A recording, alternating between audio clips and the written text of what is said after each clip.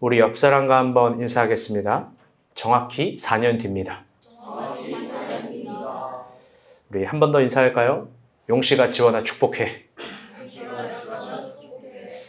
네, 상당히 부담이 많은 설교입니다. 우리 안수할 때 앞으로 대상을 축복하면서 설교를 좀 더 강하게 준비한다고 했는데 저주문이에요. 오늘 우리 상상해본 예배가 처음 시작되는데 고은비 간사가 설교를 하는데 아이들을 저주문으로 설교를 했습니다. 어째 이런 일이 우리 가운데 있나. 우리 한 번 더 인사할게요. 그래도 믿음으로 들읍시다. 네. 봄의 절정에 안온한 채색으로 세상을 물들이시는 하나님의 은혜가 우리에게도 임하길 안녕으로 인사합니다. 싱그러운 4월입니다. 봄의 절정은 저마다의 행진으로 노래를 합니다. 만발하는 꽃과 지척에 탄성을 지르는 풀, 그리고 흐르는 내음들은 누가 이 세상을 주관하는지 알려줍니다. 진정 이 세상의 참된 주인이 누구인지를 알려줍니다. 이번 주는 투표가 있었습니다. 아마 우리 박인혜 자매가 가장 고생했었을 텐데요. 이번 주 투표는 전국의 67%, 32년 만에 가장 높은 투표율이었습니다. 모두가 투표의 결과를 받아들여야 될 겁니다. 현실을 부정하지 말고 평가를 겸허하게 수용하는 것이 아름다운 모습입니다. 모든 권력은 국민으로부터 나온다는 제1의 원칙을 이해한 사람은 여전히 아름다운 사람입니다. 그런데 과연 그런 정치인이 몇이나 되는지 궁금합니다. 주중에 용식 형제 글이 저를 울렸습니다. 한번 나눠봅니다. 세상이 조용해졌다. 오늘은 총선이 있는 날이다. 어제까지만 해도 시끄럽게 유세하던 사람들이 다 사라졌다. 오늘 밤 누군가는 당선이 되고 누군가는 낙선이 될 것이다. 그러나 발표가 난 이후 당선이 된 사람도 그렇지 못한 사람도 모두 조용해질 것이다. 한 번도 선거 후로 거리로 나오는 사람을 보지 못했다. 특히 낙선했으나 그래도 감사하다고 인사하러 나온 사람을 보지 못했다. 거리에 감사하다고 플랜카드를 걸어놓은 것이 전부였다. 이번이 기회가 끝이 아닐 수 있는데 너무 아쉬운 마음이 든다. 간절함은 어디로 갔을까? 참 좋죠. 근데 그 후에 글도 더 좋습니다. 나중에 내 사업이 지는 날 폐업 예배를 꼭 드리고 싶다. 할렐루야. 그날에는 아쉬움과 섭섭함, 고통과 아픔이 있겠지만 용기를 내어 감사함으로 드리고 싶다. 그동안 인도하신 주님 감사하다고, 먹게 살게 해주셔서 감사하다고, 또 새로운 일을 행하실 하나님 기대한다고 고백하며 드리고 싶다. 그런 마음으로 어려운 일을 지날 때 외양간 송아지 없고 땅에 소출이 없어도 난 여호와로 즐거워하는 삶을 살고 싶다. 사랑하는 나의 식구들에게 그런 태도를 보이고 싶다. 참으로 미쁩니다. 저는 기꺼이 이 말에 찬동합니다. 만약 모든 권력이 국민으로부터 나온다는 제1의 원칙을 받아들였다면 낙선한 지점이 어쩌면 정치인들에겐 가장 좋은 기회가 될지도 모르겠습니다. 그런데 아무도 그걸 못합니다. 사실 우리 역시 마찬가지입니다. 분명히 안 되는 날이 있습니다. 불행하고 불온하고 온통 세상에서 나만 실패하는 것 같은 날이 있습니다. 그런데 그날마저 신앙으로 아름다워지려 해야 합니다. 왜냐하면 하나님은 우리에게, 다시 따라볼게요. 내일도 주시기 때문입니다. 내일이 어떤 날일지는 아무도 모릅니다. 내일이 어떤 이름으로 하나님이 우리에게 다가오실지는 그 아무도 모릅니다. 어느 구름에 비가 올지 모르고 어느 태양에 풀이 자라고 꽃이 피울지도 모릅니다. 매주 사도신경으로 우리가 고백하는 바 나는 전능하신 천지 창조주 하나님을 믿습니다 라는 고백이 우리 신앙의 제1의 원칙이라면 패배한 날에도 아름답게 신앙하는 우리가 되었으면 좋겠습니다. 아멘. 오늘은 서론이 조금 더 깁니다. 깊게 한번 들어보시길 바랍니다. 저는 이번 선거를 보면서요, 다시 한번 저는 저의 역할에 대해서 깊게 생각해 보게 되었습니다. 많은 사람들이 목회자는 정치적 중립을 지켜야 한다라고 합니다. 그런데 저는 그 말이 가장 공허한 말이라고 생각합니다. 그 이유는 중립이란 결국 사람에 따라서, 오해해서 듣지 말으셔요. 상황에 따라서 정의와 공의의 가치가 남용하는 말쟁이만 되기 때문입니다. 물론 한쪽의 정당만을 강조하는 것도 동일하게 잘못된 겁니다. 그렇다면 목회자의 역할은 무엇인가? 저는 오히려 목회자의 역할이 정치적 중립을 지키는 것이 아니라 정치적 균형을 논할 수 있는 사람이어야 된다고 생각합니다. 그 균형이란 8세기 문서 예언자인 아모스, 이사야, 호세아가 죽도록 외쳤던 정의와 공의입니다. 그런데 그 성서의 정의와 공의는 철저하게 약자들을 대변합니다. 그 균형을 향한 비판과 외침이 선지자의 기준이자 하늘의 요구입니다. 성서를 깊게 보면 한 번도 선지자는 중립적 가치를 가진 적이 없습니다. 선지자의 기준은 특정 권력을 보호해주거나 욕망의 정치를 대변해주는 사람도 아니었습니다. 조찬기도회를 갔던 그런 모습도 아니었습니다. 그런 선지자는 하나님께서 뭐라고 이야기하셨냐? 타락한 선지자라고 오히려 책망하시고 정죄를 하셨죠. 선지자의 정신은 하나님의 신정입니다. 동일하게 선지자는 세상에서 소외받고 약자들의 편에서 새롭게 말을 해석해주고 그들을 관심 갖게 해주는 것, 그게 선지자의 균형입니다. 그렇기 때문에 여러분도 저를 오해하지 말기를 바랍니다. 저는 특정하지도 않습니다. 특성하지도 않습니다. 4년 전 저의 설교에는 한 당을 정말 비판했고 또 4년 후 저의 설교에는 요즘에 어떤 당을 비판하기도 합니다. 5년 전 저의 설교에는 또 어떤 색깔의 어떤 당을 긍정하기도 했고 또 6년 전 저의 설교에는 지금의 어떤 당을 긍정하기도 했습니다. 그런데 그게 한 당을 옹호하는 건 전혀 아닙니다. 오히려 저는 선지자의 정신으로 하나님의 신정을 독해하고 해석하려고 하는 겁니다. 그건 약자들에 대한 호소, 광야의 호소입니다. 저의 외침도 여기에 있습니다. 그런 의미를 담아서 오늘은 세월호 기억 예배입니다. 세월호가 벌써 10주년이 되었습니다. 이틀 전에 인천의 홀로 세월호 추모관을 다녀왔습니다. 늦은 시간이었는데요. 외로웠습니다. 만약 76명의 단원고 학생들이 살아 있었다면 지금쯤 건강한 성인이 되었을 텐데 라는 상상이 저를 심히 괴롭게 했습니다. 누군가는 그들의 죽음을 자연재해라고 합니다. 결국 잊어버리자라고 하죠. 틀린 말이 없습니다. 그런데 적어도 목회자, 선지자의 균형에선 그럴 수 없습니다. 그들의 죽음은 소외된 몰살이라고 말해야 하고 그들의 유가족들에게 대해선 위로를 해주는 게 우리의 역할이고 교회 역할입니다. 그렇기 때문에 잊지 맙시다. 비극의 역사를 잊는 순간 역사의 비극도 되풀이 된다라는 사실입니다. 오늘은 십자가에 그래서 여러분 의자에 다 있을 텐데요. 부활을 상징하는 초록끝과 세월호를 상징하는 노란끝을 같이 묶어 보았습니다. 거꾸로 보면 X고 똑바로 보면 십자가입니다. 그들을 기억하며 부활의 소망을 담아봅니다. 공교롭게도 4월 16일 사고가 있는 날 저는 제주도를 갑니다. 저희 어머니 칠순여행으로 짧게 2박 3일 다녀오게 됩니다. 우리 어머니께 죄송한데 상당히 의도된 날짜였습니다. 그래서 그날 더 깊은 숨을 쉬며 선지자의 균형과 마음으로 여러 가지 것들을 헤아려 보려 합니다. 저를 위해 기도해 주셨으면 좋겠습니다. 이번 주 큐티도 신명기였습니다. 다들 어떠셨는지요? 우리 본문 먼저 하나 봅시다. 우리 15절 말씀입니다. 시작. 내가 만일 내 하나님 여호와의 말씀을 순종하지 아니하여 내가 오늘 내게 명령하는 그의 모든 명령과 규례를 실행하지 아니하면 이 모든 저주가 내게 임하며 내게 이를 것이며. 아멘. 오늘 큐티 본문은요 참으로 불편합니다. 그 이유는 다 저주하기 때문입니다. 우리가 읽은 본문은 15절부터 35절, 한 25절 정도 되는 구절이지만, 20절 정도 되는 구절이지만, 오늘 본문의 끝은 68절입니다. 무슨 말이냐? 15절부터 68절까지 다 저주입니다. 아까도 이야기했지만, 용식이 지원이를 축복해야 되는데 걱정이 앞섭니다.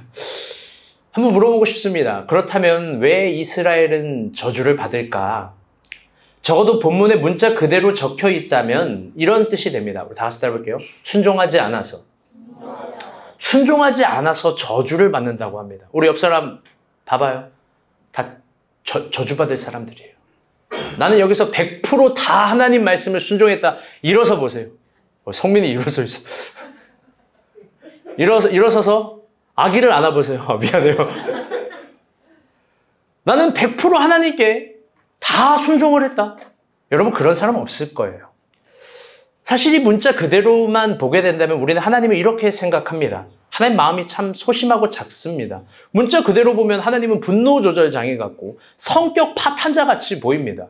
인간을 사랑한다라고 하면서 인간을 향한 엄청난 저주를 퍼붓기 때문입니다. 그리고 오늘 본문이 이 신명기 28장인데요. 이게 1절부터 15절은 축복 축복문입니다. 이해가 되세요? 축복을 내립다 하고 그 다음부터 말 안 들으면 저주를 68절까지 하는 하나님. 성격 파탄자 하나님. 이상한 하나님. 여러분 그렇지 않을까요? 왜 이게 이렇게 되어 있는 걸까? 제가 미소를 키우면서요. 미소를 되게 혼낼 때가 있습니다. 근데 이게 참 신기한 게 미소를 혼내서 미소가 울면 제가 미안하다라고 해요. 그래서 헤라가 이런 얘기를 해요. 이게 나쁜 표현이 아니에요. 헤라가 아이고 등신이에요. 나쁜 표현이 아니라 어차피 저렇게 사고할 거면서 이기지도 못할 싸움.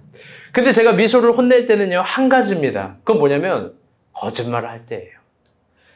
처음엔 말로 설득합니다. 미소야 너 거짓말했잖아. 거짓말은요. 여러분 습관이에요. 뇌가요. 단순해요.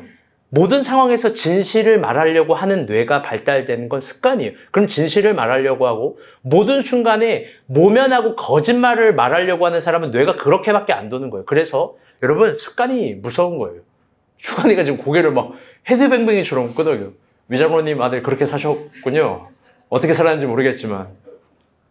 근데 미소가 인정하지 않고 심하게 억지를 부릴 때가 있습니다. 아빠가 틀렸다고, 아빠가 모른다고. 난 거짓말을 안 했다고. 그럴 때는 제가 진짜로 매를 들어요. 박 목자님에게 이 고민을 얘기했더니 박 목자님 그러면 매를 준비하세요 이러는 거예요. 그래서 매를 진짜 잘랐습니다. 초록색 매를 딱 들면 미소는 벌써 겁을 먹고 울먹울먹 거려요. 그럼 그때 저는 항상 이런 말을 해요. 아빠는 거짓말하는 미소가 싫어. 억지 부리는 미소는 정말 정말 싫어.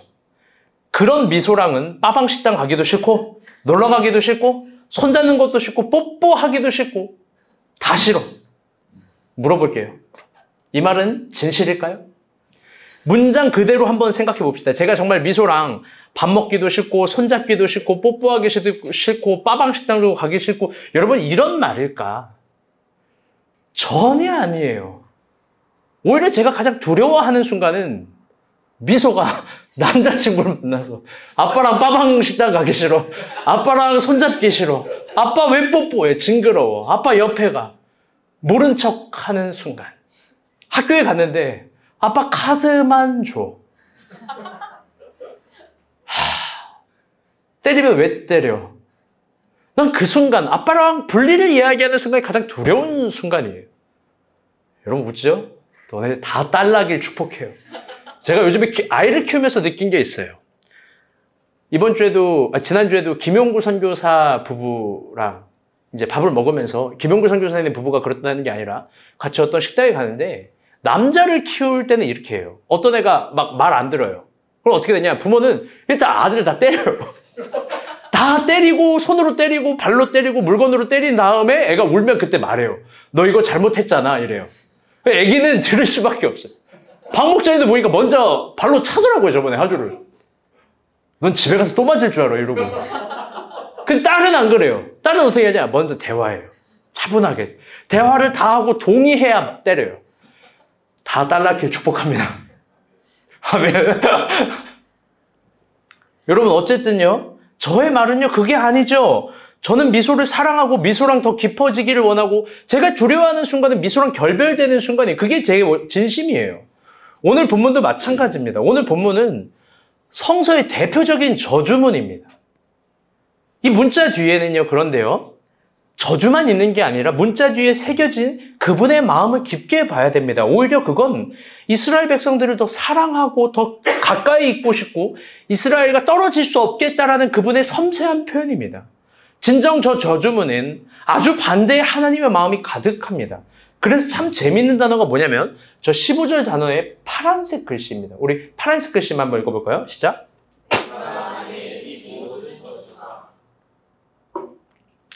내가 만일이라는 먼저 단어부터 봅시다. 아니 이것밖에 못 볼 것 같아요.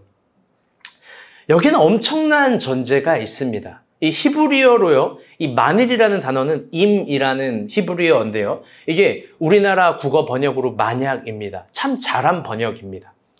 그런데 이 임은요. 더 다양한 뜻이 있습니다. 이게 감탄사인데요. 이런 취임새가 있습니다. 봐봐. 여기 봐봐. 보라. 어떤 시선을 끄는 여기 오 이런 히브리어 감탄사이면서 동시에 조건절 부사입니다. 만약에 너네가 이런 거예요. 이스라엘 백성들에게 얘들아 잘 들어봐. 여기 봐봐. 여기 조용히 해봐. 여기 집중해봐. 이러면서 만약에 너네가 순종하지 않으면 뭔가 이런 임이라는 단어는요. 하나의 시선을 끌기 위한 감탄사 그리고 그런 조건절입니다. 그런 임은 하나님의 속마음이 엄청 들어있는 거예요. 그건 아까도 얘기했지만 오히려 이스라엘 백성들이 저주받지 않기를 바라는 마음. 오히려 이런 저주를 내가 이야기할 텐데 이런 저주를 피하기를 바라는 마음. 그래서 만약에입니다. 저는 이거를 보면서요. 이 만약에를 강조하고 또 호소하는 당신의 마음을 보면서 진짜로 웃기려고 하는 소리가 아니라 태연의 만약에가 생각이 났습니다. 임태연 말고요. 태연이요. 만약에 네가 간다면 네가 나를 떠나간다면 내 노래는 못 불러주겠어요. 가사말 엄청나지 않습니까? 이게 떠나가라는 거예요? 떠나가달라는 거예요? 전혀 아니죠. 떠나가지 말라는 거잖아요. 김수월의 진달래꽃 그런 거 아닙니까? 나를 떠나가시려거든 연병이 아니지 그 뭐지? 연변 진달래꽃 아름 따다 가시는 곳에 뿌리오리다. 사뿐히 들여 밟고 가시옵소서. 나보기가 역겨워서 가실 때는 아마 화장 엄청 이쁘게 했을 거예요. 엄청 곱게 옷을 입고요. 나를 떠나가시거든. 이거 떠나가지 말라는 거잖아요. 태연 만약에 가서 너무 좋지 않습니까? 내가 바보 같아서 바라볼 수밖에. 네가 그러니까 나한테 오라 이거 아니에요. 나는 도저히 못하겠으니까. 답답하죠. 어쨌든요. 여러분 하나님 마음도요. 그런 마음으로 동일하게 호소하는 거예요. 과한 적용이 아니라 정확한 해석입니다. 제가 볼 때. 16절에서 19절. 이번엔 그럼 어떤 저주를 하냐. 저주의 구체적인 내용 한번 보도록 합시다. 우리 이 한 부부를 축복하면서 볼게요. 용식 지원이가 한번 읽어주세요. 16절부터 19절입니다. 시작. 내가 성읍에서도 저주를 받으며 들에서도 저주를 받을 것이요. 또 내 광주리와 떡 반죽 그릇이 저주를 받을 것이요. 18절, 19절도요. 내 몸의 소생과 내 토지의 소산과 내 소와 양의 새끼가 저주를 받을 것이며 내가 들어와도 저주를 받고 나가도 저주를 받으리라. 여러분 완전히 저주의 완벽한 공식 아닙니까? 이걸 좀 깊게 보게 되면요. 이렇습니다. 16절 한번 띄워주세요. 네가 성읍에서도 들에서도 저주를 받는다고 하면 제가 저주받으라고 읽으라는 거 아니에요. 저주를 받는다라고 하면요. 모든 공간에서 저주를 받는다는 거예요. 17에서 18절은요. 띄워주세요. 광주리에도 반죽 그릇에서 토지에도 소산에도 소와 양새끼에도 저주를 받는다는 건요. 모든 소유물의 저주를 받는다는 거예요. 19절에는요. 들어와도 저주를 받고 나가도 저주를 받는다는 건 모든 시간의 저주를 받는다는 거예요. 정리하면 모든 시간과 공간과 소유물에 완벽하게 저주를 쏟아 부어주겠다는 거예요. 어때요? 살벌하죠. 오늘 본문의 20절에서 35절 내용은요. 시간 관계상 그 뒤에 있는 내용을 다 다룰 수는 없어요. 그런데 모두 다 이스라엘의 시간과 공간과 소유물에서 받는 저주에 대해서 아주 구체적으로 다룹니다. 아주 구체적으로 이야기해요. 27절 말씀을 그 구체성을 하나를 보여드릴게요. 다 같이 읽어볼게요. 시작. 여호와께서 애굽의 주기와 시질과 괴혈병과 피부병으로 너를 치시리니 내가 치유받지 못할 것이며. 확실한 저주문이에요. 굉장히 근데 저주를요. 섬세하게 표현해요. 하나님이 어떻게 표현하냐? 일반 종기도 아니고 어느 나라 종기?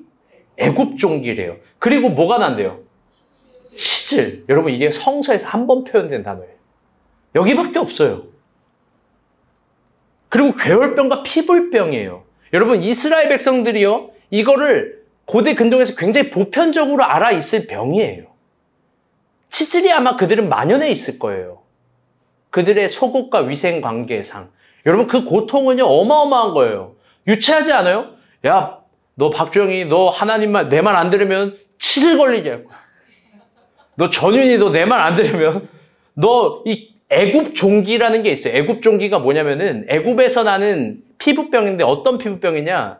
좀 이따 잠깐 설명하겠지만 10가지 재앙으로 칠 때 그들에게 나온 종기예요. 애굽 내가 내린 종기 그거 너한테 줘버릴 거야. 괴혈병, 피부병 이게 뭐냐? 이 피부가 썩는 병들이에요. 나병은 아닌데 다 애굽 백성들이 피부로 하나님이 치셨을 때 내 병의 종류를 다 나열한 거예요. 그걸 유치하게 얘기하는 거예요. 권민정 내 말 안 들어? 너 대머리 될 거야. 이렇게 얘기하는 거예요. 이걸 막 우리적으로 적용하면 현대적인 의미로 한번 적용해 봅시다. 이스라엘 백성들에게 그렇게 쉬운 언어로 하나님이 구체적으로 알아듣게 얘기한 거예요. 이런 거예요.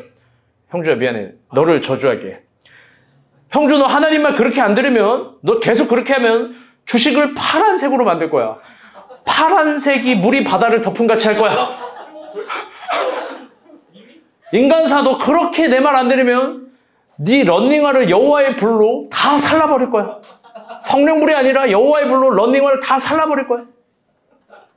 유종식 뼈마디마다 네가 부러질 거야 막 이러면서 자기가 알아들을 수 있는 언어들로 막 저주하는 거예요. 다들 그러잖아요. 막 말 안 들으면 뭐 수신자면 그런다고 했는데 옛날에 박찬윤이가 하도 말 안 들으면 밥그릇 뺏어버린다고. 저주를 알아듣게 하는 거예요. 저주를 알아듣게.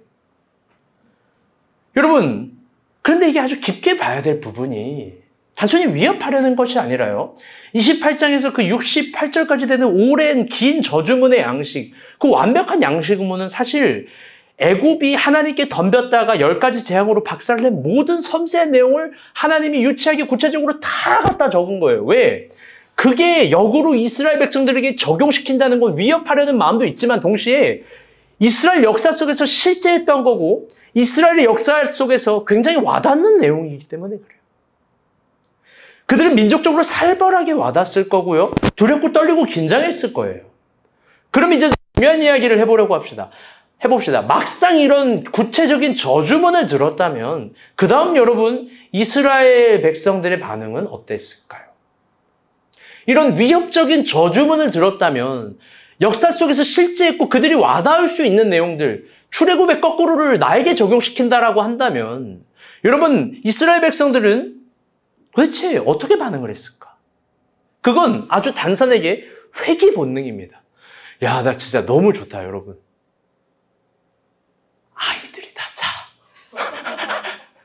야, 고은비 간사가 큰일을 행했네, 우리 가운데. 내가 이게 상상해본 예배거든? 이게 내가 진짜 상상해본 예배. 우리가 이럴 수 있을까? 애들이 지금 다 자. 할렐루야, 내가 두 손 들고 예배 들고. 야, 지금 하음이도 저렇게 깊게 자죠. 하민이도 저렇게. 와, 내 감동 많네. 오늘 뭐가 이상한 거야, 지금. 저주가 아니라 축복입니다, 여러분. 어머니, 아멘 크게 하지 마세요. 애들 깰 수도 있어요. 이런 저주의 구체적인 얘기를 들었을 때요, 여러분, 이스라엘 백성들은 단순해요. 다 같이 따라볼게요. 조용히. 회귀 본능. 그럼요. 그들은 이걸 탈피할 수 있는 회귀 본능에 대해서 고민했을 거예요. 저주를 한다면 이거를 막을 건 뭘까? 막는 방법은 뭘까? 그러면서 그들이 다시 눈을 떴는데 막는 방법이 아니라 막는 건 없어요. 저주 아니면 축복이니까. 축복된 방법을 읽을 거예요. 그건 뭐냐? 다시 28장에 써있는 그런 내용들이에요. 이것도 다 같이 읽어보겠습니다. 시작.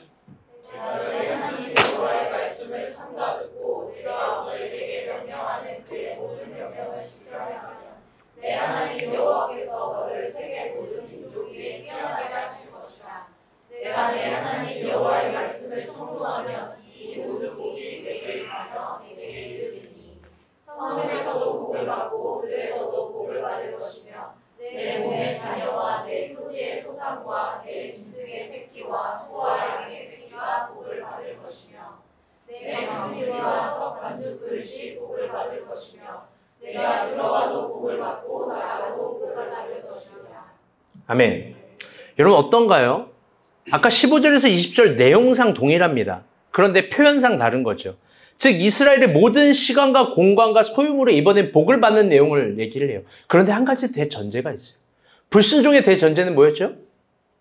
하나님 말씀을 듣지 아니하면. 이번에도 있습니다. 하나님 말씀을 들으면. 그런데 완벽하게 다른 두 가지 차원이 있어요. 그건 뭐냐면 우리 1절 말씀 보면 알 수 있는데요. 1절 말씀 형주가 한번 읽어주세요. 시작. 네가 내 하나님 여호와의 말씀을 삼가 듣고 내가 오늘 내게 명령하는 그의 모든 명령을 지켜야 거기까지.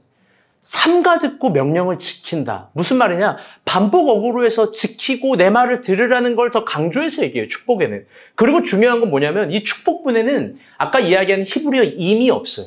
만약에가 없어요. 아주 확실하게 하나님이 이야기하는 거예요. 내 말 들으면 복 받아. 근데 만약에 내 말 듣지 않으면 저주 받아. 그렇게 이스라엘은 복과 저주의 화두 앞에 이제 한 가지를 깊게 상기했을 거고, 깊게 회개해 봤을 거고, 더 깊게 복기해 봤을 거예요. 그리고 그건 한 가지 원초적인 질문을 만나게 했을 거예요. 그건 뭐냐? 다 같이 답할게요. 복이란 무엇인가? 복이란 무엇인가? 결국 이 질문을 맞닥뜨리게 되는 거예요. 이걸 통해서 쟁론하게 되는 거예요. 아까도 이야기했지만 복과 저주는 이스라엘에게 있어서 경험되어진 역사입니다. 그렇기 때문에 그건 부정할 수 없는 현실이에요. 노력하지 않아도 복을 받을 때도 있었지만 노력해서 더 충만하게 복을 받을 때도 있었고 하나님께 대항했다가 박살나는 애굽의 저주도 본 거예요. 그들이 경험되어진 역사와 부정할 수 없는 현실, 그 앞에서 원초적으로 다시 생각한 거예요. 복이란 무엇인가? 어떻게 해야 복을 받는 건가? 어떻게 하면 시간과 공간과 소유물에 있어서 복을 받는 건가? 또 어떻게 되면 저주를 받는 건가? 여러분 대답해봐요. 어떻게 하면 복을 받는 거예요? 그래서 복이란 뭐예요? 또 어떻게 하면 저주를 받는 거예요? 대답하지 마세요. 사실요, 이 질문 자체가 잘못된 거예요. 왜 그러냐? 여러분, 성서엔 왜 저렇게 적혀있는데 왜 이 질문이 잘못됐냐가 아니에요. 잘 들어보세요. 이 질문은요, 사실 참된 질문이 아니에요. 단지 인간의 뇌가 인식하기 편하게 만들어 놓은 이 브레인 레토릭이에요. 현상을 그대로 이해하는 게 아니라 뇌는 뇌가 인식하기 편하게 레토릭, 어떤 수사학적으로 설정들을 뇌가 스스로 구분해내는 것들이 있어요. 예를 들어 볼게요. 이 세상에 가장 복잡한 게 뭐냐? 관계예요, 관계. 관계가 제일 복잡해요. 우리는 늘 관계를 맺고 그 대상에 대해서 그 존재로서 사실 이해할 수 있는 이해력이 없어요. 우리는 관계를 맺을 때 어떻게 맺냐? 내가 불편하잖아요? 그럼 저 사람은 나쁜 놈이에요. 내가 편하잖아요? 그러면 좋은 놈이에요. 나랑 맞잖아요? 그럼 괜찮은 사람이에요. 나랑 안 맞잖아요? 그럼 다 안 괜찮은 사람이에요. 여러분, 근데 과연 그런 인식이 100% 맞는 건가? 여러분, 그러지 않을 거예요. 왜냐하면 100% 그렇게 나쁜 놈이고 안 맞고 최악의 인간은 그리 많이 존재하지 않을 거예요.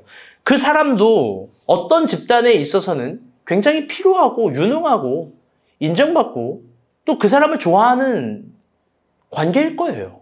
음식도 마찬가지입니다. 우리는 단 두 가지로 구분해요. 여자는 살찌는 음식과 안 찌는 음식. 남자는 맛있는 음식과 맛없는 음식. 사실 이렇게 했었어요. 남자는 야식과 주식. 거의 다 먹거든요, 우리는. 음식을 단순하게만 이해해요. 여자들 편에서 이해를 돕기 위해서 한번 얘기해 보겠습니다. 모든 음식이 살찌는 음식, 안 찌는 음식으로 이해를 해요. 그런데요, 여러분, 그렇게 완벽하게 나쁘게 구성된 요소가 없어요. 음식은 그런 게 아니에요. 제가 인간사를 한 번 뛰고 인간사가 배고프다고 해서 편의점을 새벽에 한번 데리고 갔어요. 그러더니 배고프대요. 여러분, 편의점 빵 알아요? 그거 막 달아가지고 막 뇌출혈 올 것 같아. 너무 달아가지고. 아니, 그거를 막 짚고 막 먹는 거예요. 그래서 아니 이거 빵 칼로리가 이렇게 있고 이렇게 안 되고 뭐 오히려 내가 이게 뭐 하고 그러니까 인간사가 멋진 말을 하는 거야. 아주 가볍게 비웃듯이. 당도 필요한 거야. 이거 우리 몸에 필요한 요소야. 그러면서 먹는데 나 무슨 광고 찍는 줄 알았어. 자기는 열심히 뛰어가지고 막 이렇게 막 권장해서 이거를 먹고도 괜찮은데 나는 거기서 건강 걱정을 하고 있는 거야. 어쨌든 여러분 잘 들어봐요. 잘 들어봐.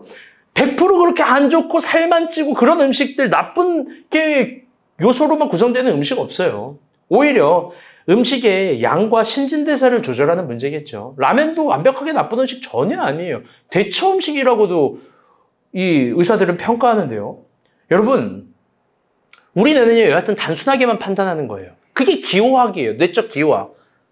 선으로 보는 게 아니라 점으로 봐요. 전체로 보는 게 아니라 장면과 순간으로만 보는 거예요. 복과 저주 마찬가지예요. 구분하기 쉬운 레토릭으로만 이해하려 해요. 우리의 내용은. 어떻게 무언가를 해야 받고 어떻게 무언가를 해야 하면 하지 못하면 받지 못한다라고만 생각합니다. 그런데 성서를 깊게 봅시다. 복과 저주는요. 참된 인식은 이래요. 중요한 거 잘 들어봐요.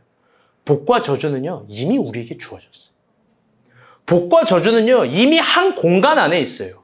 복과 저주는요, 이미 한 시간 안에 다 들어있는 거예요. 그 대표적인 예가 선악과예요. 복과 저주는 함께 공존해 있는 거예요. 이게 참 신비한 거예요. 여러분, 성서에서 중요한 선악과에 대한 메시지는 이런 거 아닙니까? 먹지 말아라. 여러분, 그런데 잘 봐요. 먹지 않아서 복을 더 받는 게 아니에요. 먹지 않을 때 이미 복은 충만하게 주어져 있어요. 인간이 6번째 6일날 만들어졌다라고 합니다. 그런데 그 전에도요, 인간이 만들어지기 전에도 이미 하나님께서 충만한 복들을 다 주신 거예요. 그 명령이 있기 전에도 100% 누릴 복들이 이미 엄청나게 많이 준비되어 있어요. 제가 쓴 관계, 미안해요. 관계에서는요, 제가 그것에 대해서 얘기했어요. 그거를요, 신학적 용어로 원복이라고 얘기했어요. 오리지널 블레싱. 그 개념을 구체적으로 기술했어요. 간략하게 말하면요, 선악과를 먹음으로 얻었던 죄, 원죄, 오리지널 신. 원죄 그거는요, 굳이 창세기 1장부터 3장까지 한 4-5절 정도밖에 안 돼요. 섬세하게 보면 3절밖에 안 돼요. 그런데 원복이라고 이야기하는 거. 이미 주어진 복은 창세기 1장부터 3장을 보면 범죄를 저지른 이후에도요, 109절이 넘게 인간을 축복하시고 살아갈 방법을 주시고 일어날 기회를 주시고 또 땅의 모든 소산과 모든 것들을 점령할 수 있는 것들과 회복되고 있는 걸 109절 넘게 주신다고요. 그런데 중요한 게 있습니다. 그게 뭘 해서 얻는 복이 아니라, 다 같이 들어볼게요. 주어진 복. 이게 중요한 거예요. 이미 인간에게 복이 주어졌대요. 무언가를 행해서 받는 복이 아니라요, 이미 우리 가운데 흐르고 있고 고여 있고 맺혀 있고 널려 있는 복을 발견하라고 얘기하는 거예요. 왜 순종을 그럼 해야 되냐? 순종을 할 때마다 그게 왜 복인지를 깨닫게 되고 발견하게 되는 거예요. 저는 그걸 저의 언어로 경탄이라고 이야기해요. 놀라는 거예요. 이런 게 있다고? 앉아서 책상에서는 도저히 몰라요. 누워서 침대 이불 속에서는 도저히 하나님의 나라를 몰라요. 아무것도 안 하는 사람은 절대 몰라요. 순종은 반드시 행동을 요구해요. 순종은 반드시 순종 같은 행동을 요구해요. 그리고 그렇게 순종할 때마다 우리는 경탄의 신앙을 갖게 되는 거예요. 놀라운 거예요. 새로운 세상이 열리는 거예요. 구체적으로 그게 궁금하다면 관계를 보세요. 복과 저주는요, 하나입니다. 한 공간 안에 있습니다. 한 시간 안에 있습니다. 물론 순종해서 복을 받을 수 있고 순종하지 않음을 저주를 받음이라고도 말합니다. 물론 이 메커니즘도 100% 맞지만 잘 들어보세요. 하나님은요, 복에 있어서 1000%의 복, 10,000%의 복을 이미 우리에게 주신 거예요. 그래서 오늘 설교 중요해요. 잘 들어보세요. 그래서 히브리어에서는요, 복이라는 단어가 2개예요. 첫 번째는요, 바루크라는 단어고 두 번째는 아쉬루예요. 바루크라는 복은 뭐냐면요, 일방적인 복이에요. 블레싱이에요. 그런데 이게 누가 받는 거냐? 다윗과 욥 정도 되는 고난을 받은 사람이 하나님이 일방적인 어마어마한 복으로 주는 축복. 어느 곳에 가든지 전쟁에서 승리하고 모든 것들, 모든 시간이 일방적으로 받는 복. 블레싱적인 개념이죠. 근데 이건 다윗이나 욥 정도 돼야 받는 거예요. 다윗 말고, 욥 말고. 그 다음 두 번째 복은요, 이게 더 보편적으로 성서에서 이야기하는 복이 아쉬레예요. 이건 무슨 복이냐? 다 같이 따라볼게요. 누리는 복. be happy 같은 개념이에요. 근데 이 누림이요, 이런 게 아니에요. 야, 내가 오늘 카페라에 왔으니까 주일이지? 아, 커피 공짜지? 박 목자 내려봐. 우리가 본 왜 서비스를 누릴 테니까. 박수진, 쿠키 갖고 오세요. 난 성도니까. 여러분, 이따위 누림이 아니에요. 우리가 생각하는 누림이라는 건 그렇게로 생각하겠지만 고대 근동의 아쉬르는요, 누림이 아니라 발견됨이에요. 아까도 얘기한 경탄. 그건 어떤 거냐면요, 다시 따라볼게요. 가능성. 어떤 가능성을 발견하는 것, 가능태를 발견하는 복이라는 거예요. 그럼 이제 한번 정리해 볼게요. 순종을 해서 복을 받은 것이 아니라 복을 이미 받았기 때문에 순종을 하라는 거예요. 더 나아가서 그 아슈레의 복, 가능성의 복, 발견할 수 있는 복, 가능태의 복을 누리기 위해서 순종하라는 거예요. 결국 순종은 가능성과 가능태를 계속해서 열리게 하는 신의 계시이자 입구라는 겁니다. 그래서 복이에요. 그래서 성서는 하나님 나라를 모두 가능성으로 비유한 거예요. 잘 봐요. 왜 겨자씨 하나로 비유를 했을까? 로마의 바실레이아 투스, 어마어마한 로마 제국의 황실로 비유할 수 있잖아요. 그렇게 하지 않았다고요. 왜 30배, 60배, 100배 커지는 비유들로 이야기했을까요? 왜 바닷속 물고기와 물고기 그물로 비유를 했을까요? 왜 밭의 감추인 부하로 이야기했을까요? 그건 다 가능성, 가능태, 발견되어지는 복이에요. 그게 아쉬레라는 겁니다. 즉 순종해야 가능성의 시간들이 열리는 거예요. 순서가 중요해요. 순종을 먼저 요한다는 겁니다. 순종은 행동을 요한다는 겁니다. 순종, 그에 따른 행동, 여러분 그럴 때 그 세계를 아는 거예요. 그때 크고 비밀한 것들이 반드시 우리에게로 다가올 줄 믿습니다. 아멘? 그런데 반대로요, 불순종은 저주예요. 왜? 불순종하면요, 아무 가능성도 누릴 수 없고, 아무 가능태도 알 수 없고, 아무것도 열릴 수 없고, 내가 내 자신이 뭐가 심겨 있는지, 내가 얼마나 성장할 수 있는지, 내가 얼만큼 일어날 수 있는지, 내가 하늘을 나를 수 있는지, 아무것도 못해요. 다, 난 안 돼. 난 못해. 난 여기까지야. 오늘은 아쉬레에 대해서 조금 더 이야기하고 싶어요. 하나님은 우리에게 가장 큰 가능성의 복, 가장 큰 가능태의 복, 아쉬레를 줬어요. 여러분, 근데 그게 구체적으로 뭘까? 그게 구체적으로 뭘까? 저는 그걸 설명해 주고 싶어요. 깊은 마음으로. 한 번 설명하면 두 번 설명 못하니까 잘 들으세요. 오늘 맘먹고 설명하려고 하니까. 그게 뭐냐면 그 아쉬레라는 건 다 같이 따라볼게요. 시간. 앞으로 은비 간사 좋아. 아이들 더 빡세게 굴려. 오늘 아주 설교가 내가 드디어 준비한 만큼 할 수 있을 것 같아. 그 정도 춤이 아니라 지금 은비 오늘 4곡 댄스 했거든요. 율동. 막 앞뒤로 구르고 뛰고 막 점프 뛰고 막 다 굴려 그냥 아주. 하민이가 저렇게 깊게 자다니 우리가 본 교회 온 이후로 처음이에요. 감기 걸려도 안 잤는데. 미안. 시간입니다. 시간. 아쉬레라는 게. 다들 한 번쯤 그런 불평해보지 않았을까요? 나는 태어났는데 왜 이렇게 가난하지? 우리 집 나 왜 이렇게 가난한 집에서 태어났을까? 지금 눈빛이 한 2-3명 정도는 그런 불평을 깊게 해본 것 같아요. 또 태어나보니까 나는 이렇게 환경이 좋지 않았을까? 또 이런 불평 해보지 않았어요? 나는 한 번도 안 해봤어요. 나는 왜 이렇게 생겼을까? 박주영 교만해. 그런 모습.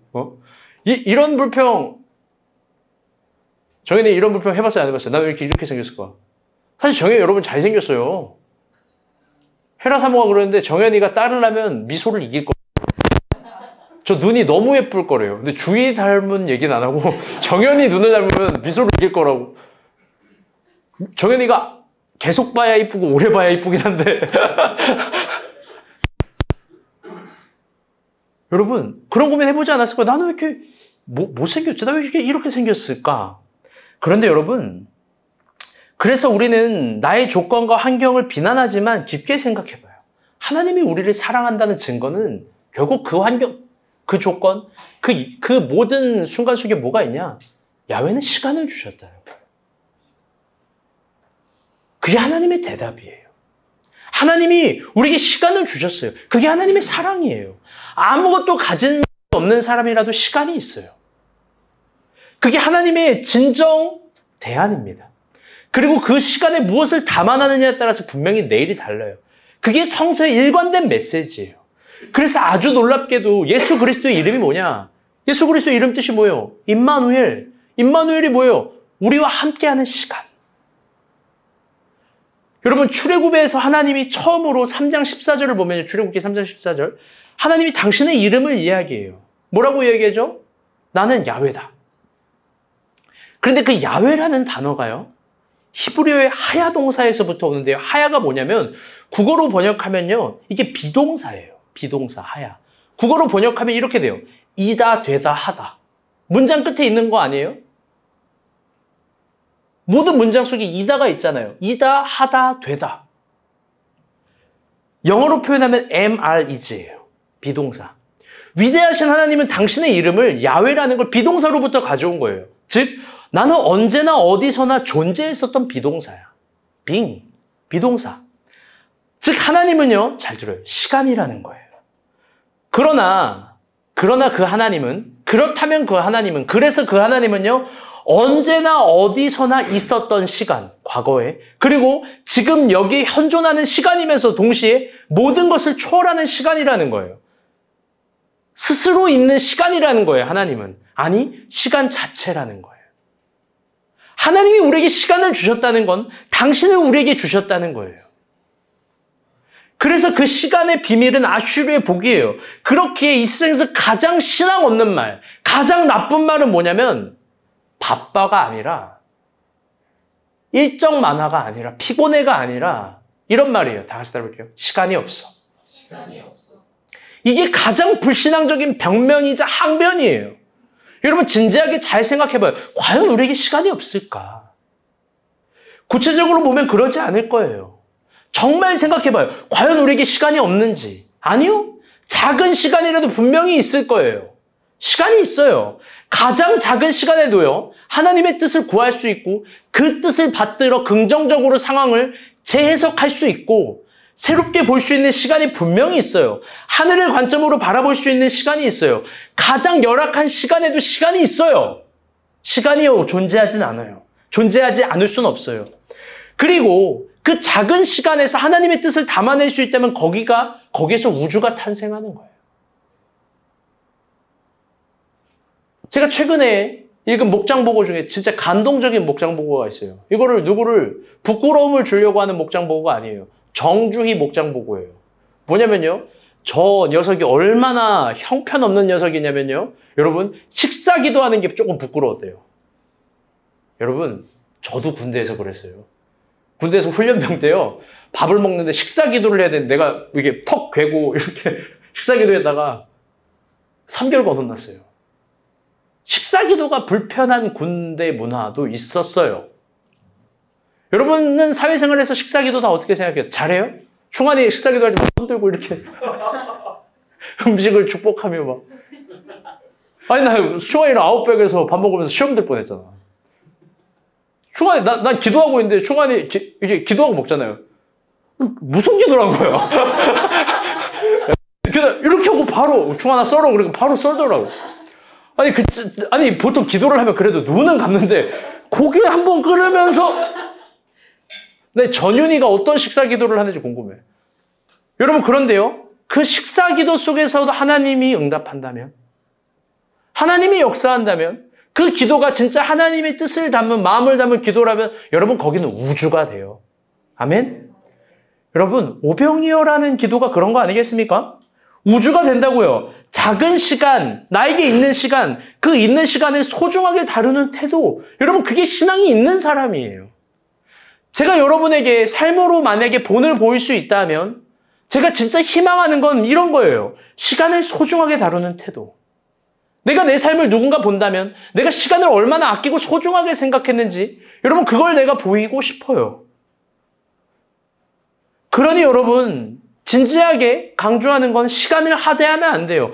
더 나아가 시간을 하찮게 여기면 안 돼요. 시간을 대하는 태도가 신앙을 대하는 태도고 하나님을 대하는 태도입니다. 더 나아가 그게 기적을 대하는 태도예요. 물론 이런 사람도 있을 거예요. 저는 최악의 상황입니다. 이런 사람이 분명히 있을 거예요. 저는 절망적인 상황입니다. 어떤 사람은 이것보다 더 자기 자신을 이야기하는 사람도 있겠죠. 그런데 진지하게 들어봐요. 과연 그게 진실일까? 아닙니다. 여러분 절망적인 상황은 없어요. 절망하는 사람만 있는 거예요.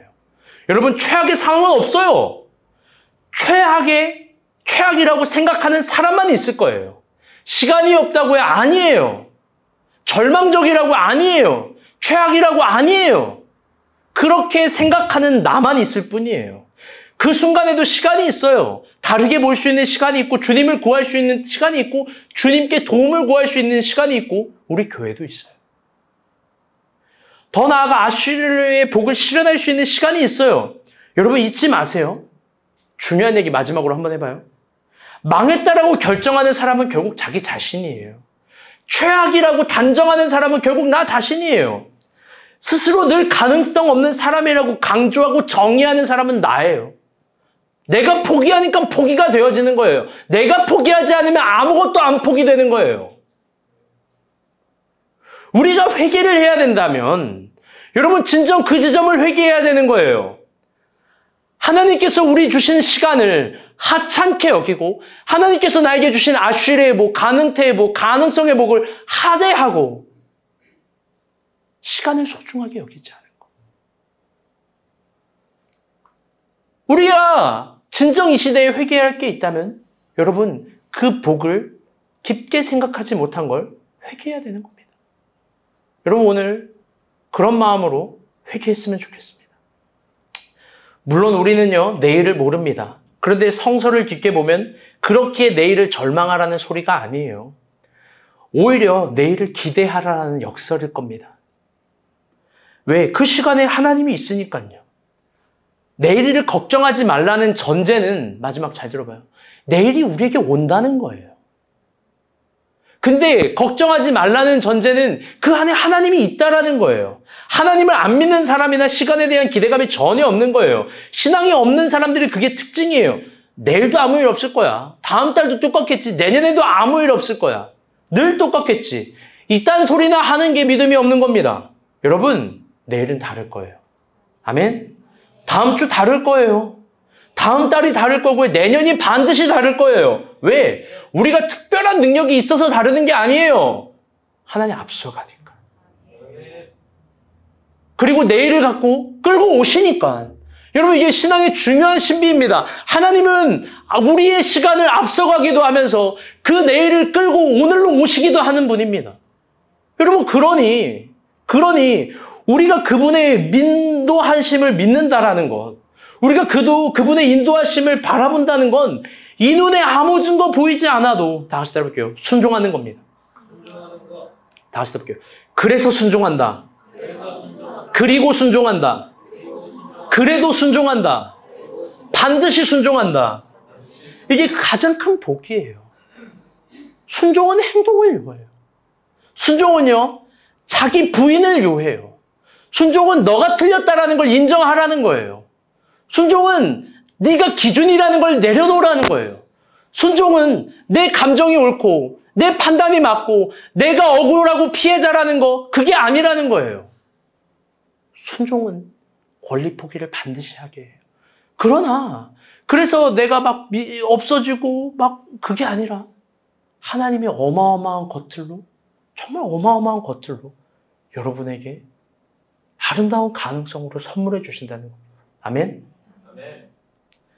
그런 걸 신뢰하는 사람만이 모든 시간과 모든 공간과 모든 소율의 복을 받을 거예요. 들어가도 복을 받고 나가도 복을 받고 가만히 있어도 복을 받고 토지와 소산과 광주리 그릇과 소와 양 새끼에도 복을 받을 겁니다. 아멘? 말씀의 결론을 맺도록 하겠습니다. 오늘 설교 제목은 모죽이에요. 어떤 친구가 그러더라고요. 이거 어죽 종류냐고. 모죽은요, 잘 들어봐요. 특별히 오늘 설교 잘 들어봐요. 모죽은 뭐냐면요, 대나무의 뿌리를 가리키는 단어예요. 대나무 뿌리. 대나무가 땅에 심기면요, 4년 동안은 아무것도 안 자란대요. 4년 동안 땅 위에 몇 센치 자라냐 알고 있을 수도 있겠지만 고작 3cm 자란대요. 사진 하나 보여주세요. 이게 모죽이에요. 4년 만에 자라나는 센치 3cm. 이게 모죽이라는 거예요. 대나무 뿌리. 여러분 근데 그 땅속의 4년은 여러분 어떤 시간일까요? 여러분 그거는요, 자라나는 시간이고요, 깊어지는 시간이고요, 견고해지는 시간이에요. 온 대지를 다 장악하는 시간이에요. 그게 4년이에요. 그런데 그게 현상학적으로는요, 흙의 세계예요. 그 흙의 세계는요, 아무것도 안 보여요. 막막하고 적막하고 깜깜해요. 이게 뭔지 몰라요. 제가 그걸 예화를 들으려고 갖고 왔어요. 잘 봐요. 꼭 보여주고 싶었어요. 이렇게. 꽃이 아름답지 않습니까? 우리는 현상학적으로 이 꽃망울 요것만 보는 거예요. 흙 안에 뭐가 일어나는지 도저히 우리는 몰라요. 여러분들 이게 아쉬르의 시간이라면 잘 봐요. 내가 뿌리채 뽑을 거예요.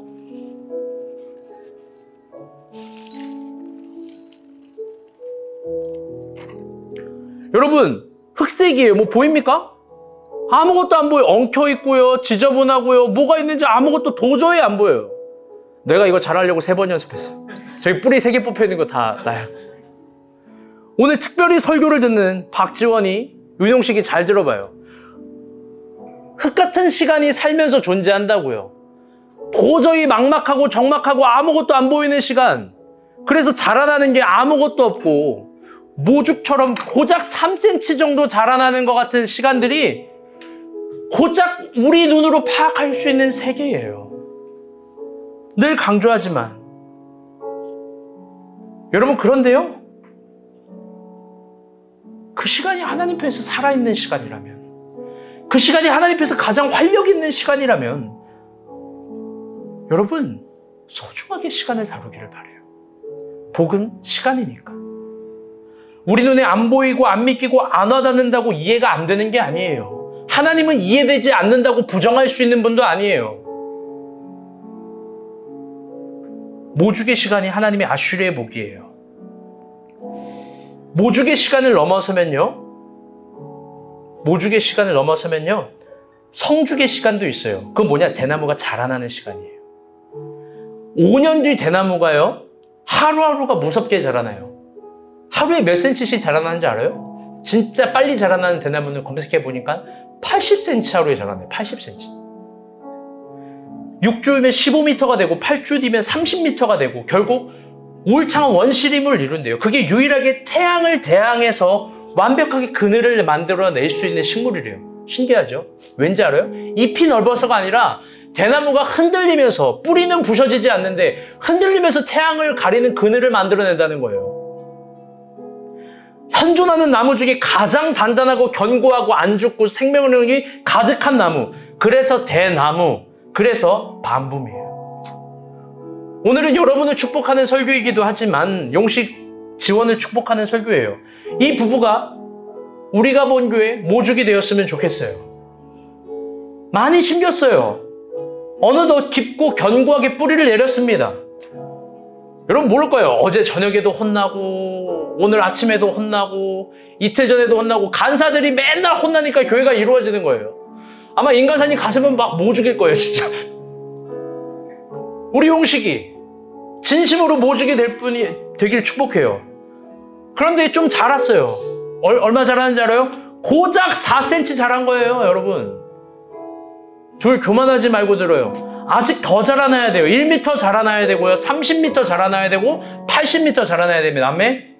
그래서 우리가 본 교회를 다 아는 만큼 원시림처럼 자라나야 되고, 오늘 같은 날 세월호 유가족 같은 아픔이 있는 사람 안아줄 만큼 넓은 사람이 되어야 되고, 그런 사람이 되길 축복합니다. 그래서 들어가도 나가도 복을 받고, 가만히 있어도 복을 받고, 토지와 소산에도 소새끼에도 양새끼에도 복을 받고, 그런 한 부부가 되기를 원하고, 여러분도 다 그렇게 되기를 원합니다. 주저하지 말고 더 간사 일에 충성하세요.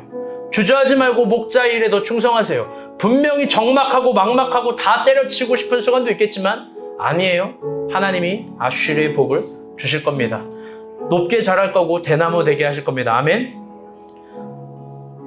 여러분 마찬가지입니다. 우리가 이해되지 않는 시간들 너무 이해하려 하지 마요. 살아보니 이해되지 않는 거 너무 이해하려고 할 필요가 없어요. 이해되지 않는 사람 너무 이해하려 하지 마요. 그 사람 내가 다 이해할 수 없어요.